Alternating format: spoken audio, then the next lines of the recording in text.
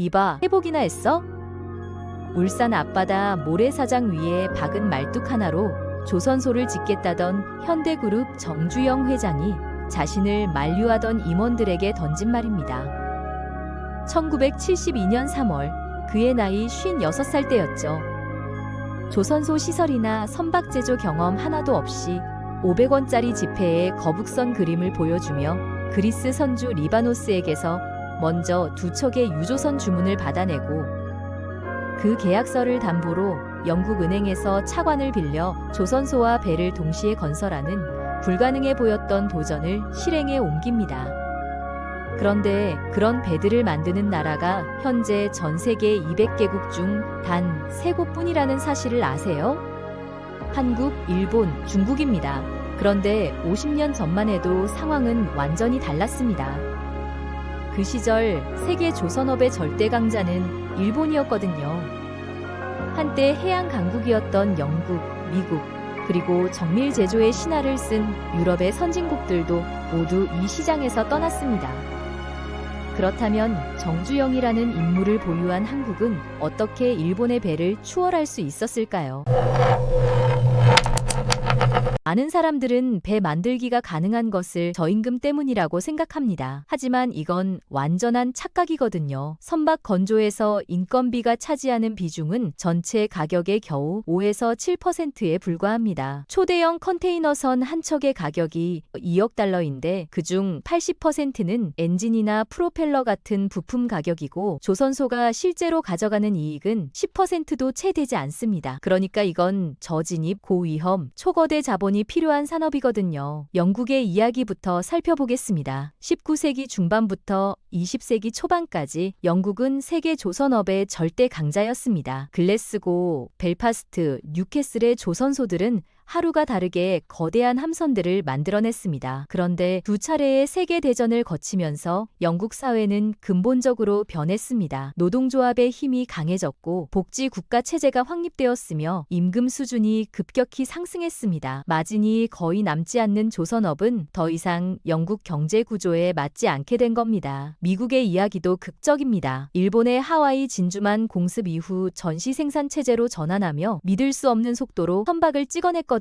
1941년부터 1945년까지 단 4년 동안 수천 척 이상을 생산했습니다. 하지만 전쟁이 끝나자 시장은 급격히 무너졌고 미국의 거대한 조선소들은 하나둘 폐쇄되었습니다. 유럽 대륙의 국가들도 조선업을 포기했습니다. 독일, 프랑스, 네덜란드, 노르웨이는 컨테이너선이나 벌크선 같은 대량 생산 시장에서 손을 뗐거든요. 10%도 안 되는 마진율로는 고임금 사회를 유지할 수 없었기 때문입니다. 이것은 실패가 아니라 경제적으로 매우 현명한 전략적 철수였습니다. 1945년 8월 일본은 완전한 폐허가 되었습니다. 히로시마와 나가사키에 원자폭탄이 떨어졌고 도쿄를 비롯한 주요 도시들은 융단 폭격으로 잿더미가 되었거든요. 그런데 냉전이 시작되면서 일본의 운명은 급격히 바뀝니다. 메가더 사령부는 일본을 소련에 대항하는 반공 전초기지로 만들기로 결정했고 미국은 일본의 산업 재건에 막대한 자금과 기술을 쏟아부었습니다. 조선업은 일본 재건 계획의 핵심이었는데 미국은 일본이 다시 군함을 만들지 못하게 막았지만 민간 선박 건조는 적극 지원했습니다. 1950년 6월 6.25 한국전쟁이 발발하면서 일본 조선업은 폭발적으로 성장합니다. 해군 함정들이 긴급 수리를 위해 요코스카와 사세보 조선소로 몰려들었고 한국으로 가는 군수 물자를 실은 화물선들이 끊임없이 건조되었거든요. 일본 조선소들은 24시간 풀가동되었고 이 시기에 벌어들인 외환은 전후 일본 경제 재건의 종자돈이 되었습니다. 1960년대와 1970년대를 거치며 일본 조선업은 세계를 지배하게 됩니다. 일본 조선공업회 기록에 따르면 일본은 1960년대 후반부터 1970년대 중반까지 세계 시장 점유율이 50%에 육박했으며 이 시기 조선업은 일본 경제의 고도 성장을 상징하는 산업이 되었습니다. 규모의 경제를 완성했고 철강 생산부터 선박 건조, 해운업까지 수직 계열화를 이뤘습니다. 블록공법이라는 혁신적 건조 방식을 확립했고 선박 건조 자동화의 개념을 처음 도입했으며 정부 주도 선박 금융 시스템의 원형을 만들었거든요.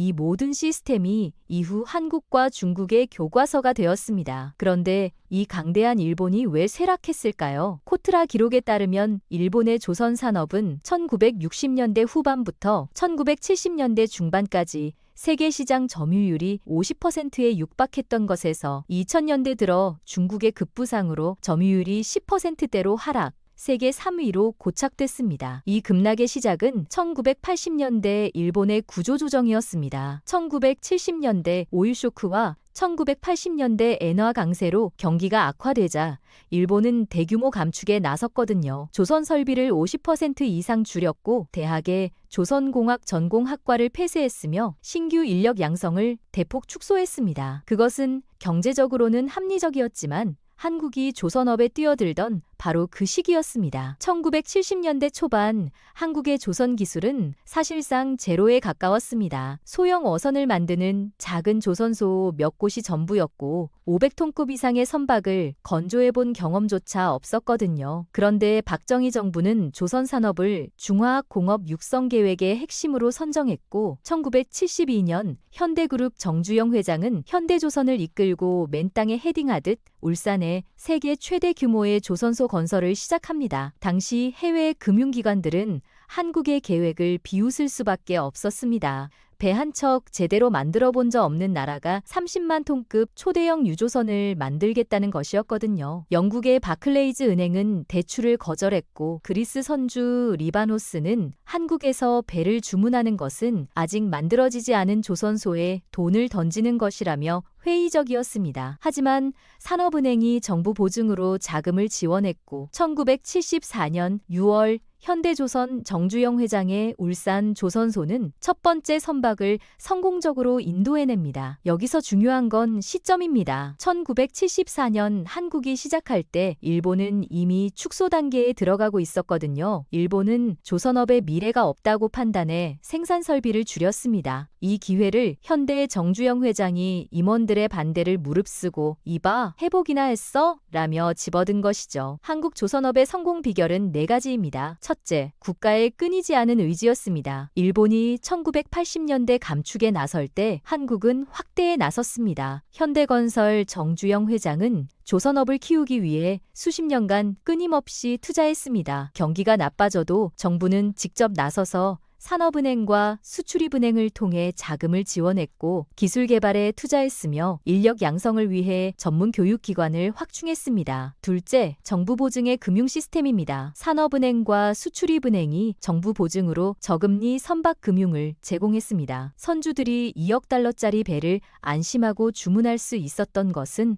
한국 정부가 우리 조선소가 배를 못 만들면 정부가 책임진다는 신호를 전 세계에 보냈기 때문입니다. 셋째, 산업 생태계의 유기적 연결입니다. 포항제철이 조선용 후판을 공급하고 두산중공업이 엔진을 만들고 정주영 회장의 현대중공업이 배를 조립하고 한진해운이 그 배를 운영하는 완벽한 순환 구조가 만들어졌습니다. 넷째, 끊임없는 기술 혁신에 대한 투자입니다. 용접과 블록 조립 기술에 집중했고 일본보다 빠른 납기를 유지했으며 1990년대부터는 정주영 회장이 주도적으로 LNG선 같은 고부가 선박 개발에 집중했습니다. 이 4가지가 합쳐지면서 한국은 천천히 그러나 확실하게 일본을 추격했습니다. 결과는 30년 만의 역전이었습니다. 1974년 정주영 회장이 시작한 한국 조선업이 1990년대 후반에 일본을 추월했습니다. 코트라 기록에 따르면 한국은 2000년에 세계 조선 시장 1위 자리를 차지하면서 일본을 추월했습니다. 그 후 한국 조선업은 LNG선 건조에서 세계 시장의 70% 이상을 차지했고 드릴십 같은 초고난도 해양 플랜트에서도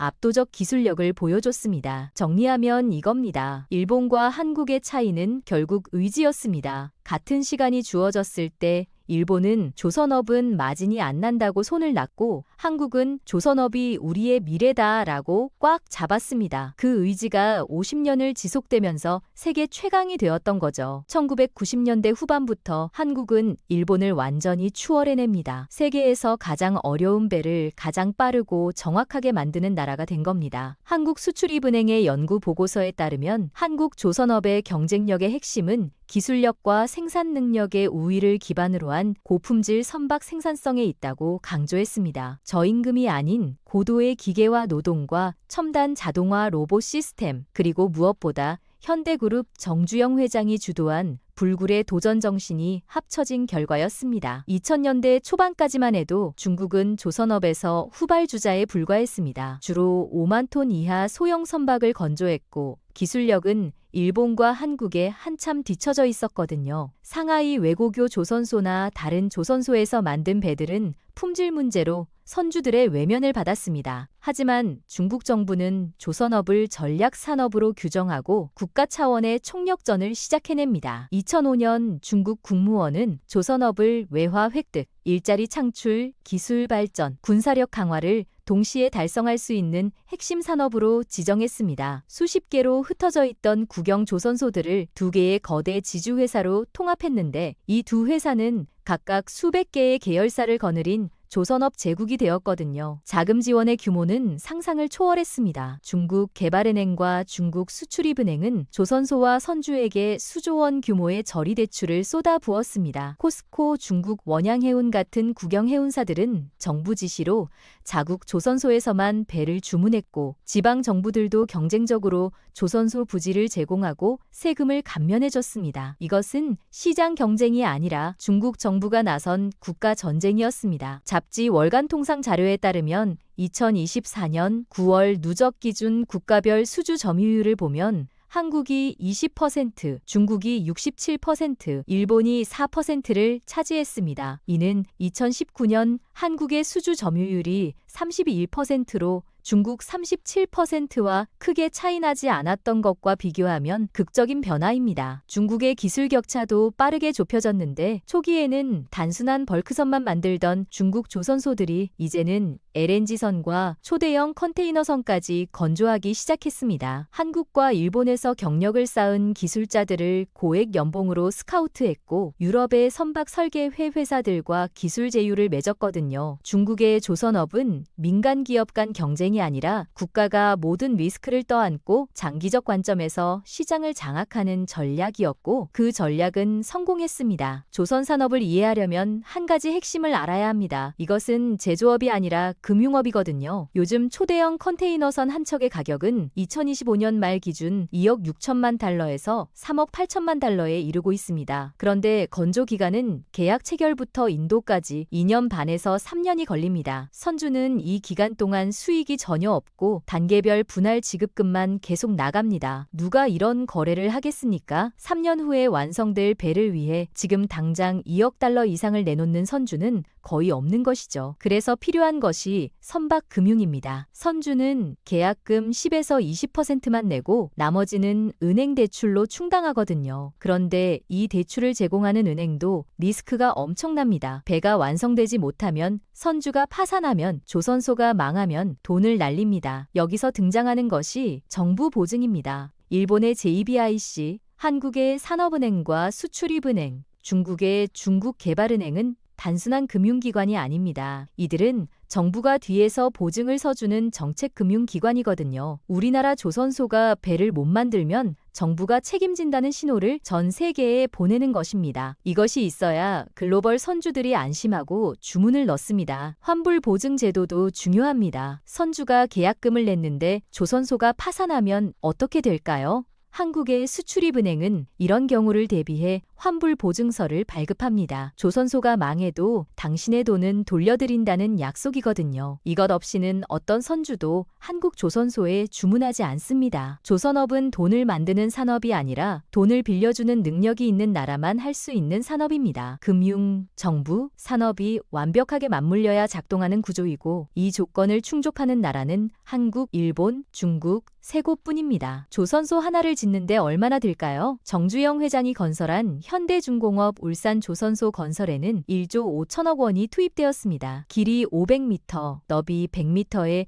거대한 건조 도크를 파고 1,000톤을 들어올릴 수 있는 골리앗 크레인을 설치하고 수만 평 규모의 블록 제작장을 만들고 첨단 용접 로봇 수백 대를 도입해야 하거든요. 그리고 이 모든 설비를 유지하는데 매년 수천억 원이 듭니다. 문제는 주문이 없어도 비용은 계속 나간다는 것입니다. 도크에 물을 채우고 관리하는 비용, 크레인을 정비하는 비용, 수천 명의 숙련 노동자 임금, 이것들은 배를 만들지 않아도 계속 지출됩니다. 2008년 금융위기 때 전 세계 선박발주가 급감하자 많은 조선소들이 파산 위기에 몰렸습니다. 한국에서도 STX 조선해양이 무너졌고 중국에서도 수십 개 중소조선소가 문을 닫았습니다. 세 나라만 버틸 수 있는 이유가 있습니다. 첫째, 내수 시장입니다. 중국의 코스코, 일본의 NIK라인, 한국의 한진해운 같은 자국 해운사들이 기본적인 물량을 보장합니다. 둘째, 정부 보조금입니다. 경기가 나빠지면 정부가 직접 나서서 자금을 지원하고 구조조정을 돕습니다. 셋째, 대량 반복 생산으로 원가를 낮춥니다. 똑같은 배를 수십 척 만들면 단가가 계속 떨어지거든요. 글로벌 시장은 이미 한중일 세 나라 체제로 완전히 굳어졌습니다. 거제 인터넷 방송의 클락슨 리서치 자료에 따르면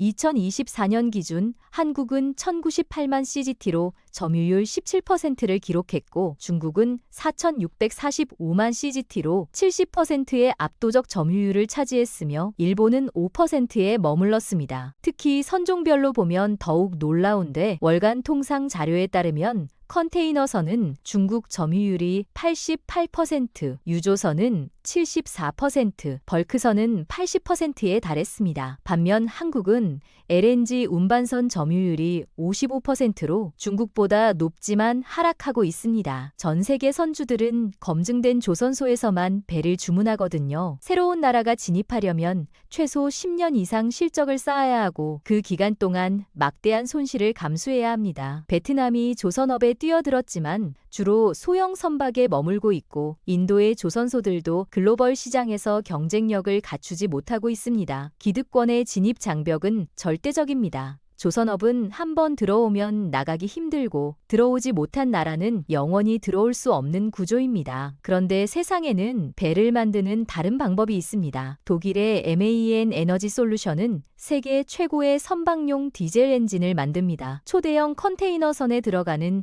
이 거대한 엔진 하나의 가격은 수천만 달러입니다. 엔진 하나가 소형 선박 한 척 가격이거든요. 독일 기업들은 배를 만들지 않지만 배에 들어가는 가장 비싼 부품들을 독점하고 있습니다. 핀란드의 바르질라는 선박용 프로펠러와 추진 시스템을 지배합니다. 대형 선박의 가변 피치 프로펠러 하나에 수백만 달러가 들고 아지무스 추진 시스템 같은 첨단 장비는 1,000만 달러가 넘습니다. 노르웨이의 콩스버그는 선박 자동 시스템을 장악하고 있고 스위스의 ABB는 전력 관리 시스템을 공급합니다. 이들은 조선업에 뛰어들지 않지만 조선업보다 훨씬 더 많은 돈을 법니다. 이것은 전략적 선택입니다. 선박 한 척을 만들면 조선소가 가져가는 마진은 10% 미만입니다. 2억 달러짜리 배를 만들어도 조선소가 실제로 버는 돈은 2천만 달러도 안 됩니다. 반면 엔진 제조사는 5천만 달러짜리 엔진을 만드는데 2천만 달러밖에 안 들고 3천만 달러를 순이익으로 가져갑니다. 마진율이 100%가 넘는 거죠.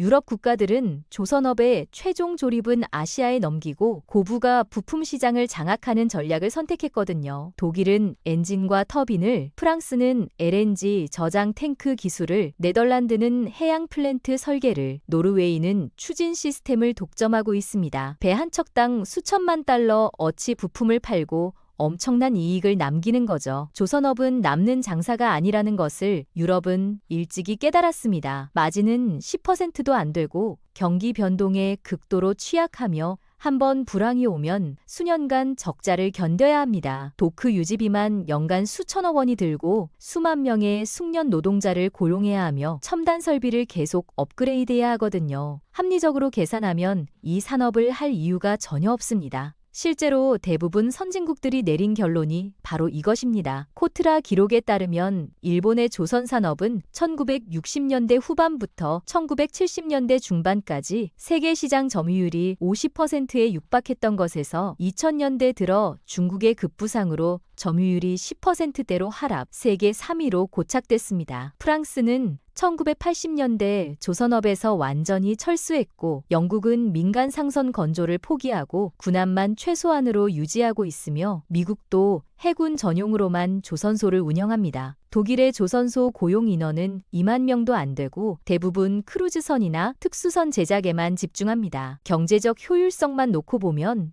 이들의 선택은 완벽하게 옳습니다. GDP 대비 조선업이 차지하는 비중은 1%도 안 되고 고용 효과도 제한적이며 첨단 기술 산업도 아니거든요. 독일은 자동차와 화학으로, 프랑스는 항공우주와 명품으로, 미국은 소프트웨어와 금융으로 훨씬 더 많은 돈을 벌고 있습니다. 하지만 한국, 일본, 중국은 정반대의 선택을 했습니다. 일본은 일찍부터 조선업을 해양국가의 정체성으로 인식했고, 한국은 정주영 회장과 박정희 정부가 함께 수출 주도 경제 성장의 핵심 동력으로 삼았으며, 중국은 해양 굴기 전략의 중심축으로 규정했거든요. 이것은 단순히 배를 만드는 산업이 아니라 철강, 기계, 전자, 화학이 모두 연결된 종합 제조업의 상징이었고, 전 세계 해운 네트워크를 장악하는 수단이었으며 해군력을 강화하는 기반이었습니다. 그런데 여기서 핵심이 있습니다. 일본도 최초에는 의지가 있었습니다. 하지만 1980년대 경제 위기 앞에서 일본은 손을 놨습니다. 더 이상 이 산업은 안 된다고 결론 내렸거든요. 조선 설비를 50% 줄이고 대학의 조선공학과를 폐쇄했으며 신규 인력 양성을 축소했습니다. 경제적으로는 합리적이었지만 역사적으로는 치명적이었습니다. 바로 그때 현대 정주영 회장과 한국이 가장 어려운 시점을 견뎌내고 있었거든요. 한국은 경제 위기 속에서도 조선업을 포기하지 않았습니다. 1997년 IMF 외환 위기를 겪으면서도 정부는 조선업에 투자를 계속했고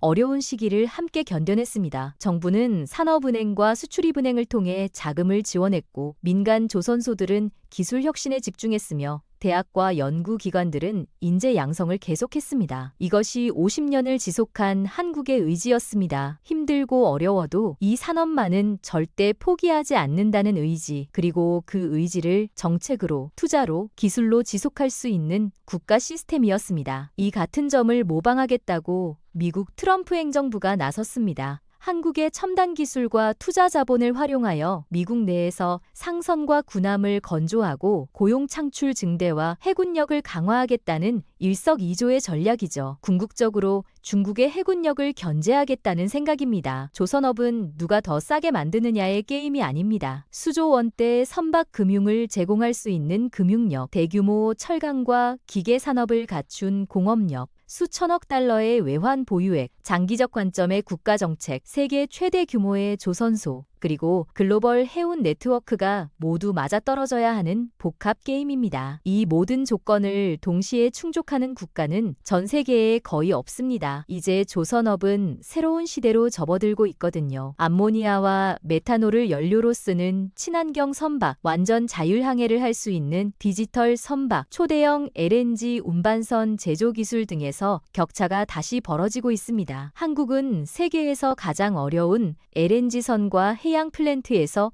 압도적 우위를 유지하고 있고 중국은 전기 추진 컨테이너 같은 대량 생산 시장을 장악하고 있으며 일본은 암모니아 연료 추진선 같은 차세대 기술에 집중하고 있습니다. 결론은 명확합니다. 전 세계 200개국 중 이 모든 조건을 만족하는 국가는 지금도 앞으로도 한국, 일본, 중국 세 곳뿐일 것입니다. 한국이 30년 만에 일본을 뛰어넘을 수 있었던 이유는 결국 이것입니다. 조선산업 초기 정주영이라는 경영자가 보여준 뚝심과 위기관리 능력, 어려움 속에서도 기술과 금융에 투자했던 정부의 장기적 관점, 그리고 그 의지를 수십 년간 지속할 수 있었던 국가전략 연구 시스템. 선박 건조는 결국 단순한 제조업이 아니라 국가의 금융, 외교, 해운, 군사력이 총동원되는 종합 국력 산업이었습니다. 이 산업을 끝까지 지킬 수 있는 나라는 많지 않습니다. 그래서 한국, 일본, 중국만이 남았고 앞으로도 계속 그럴 것으로 보입니다. 돈은 사람의 인격을 만들고 나라의 국격을 만듭니다. 이번 영상이 도움이 되셨다면 좋아요와 함께 구독 신청, 댓글로 응원 부탁드립니다. 감사합니다.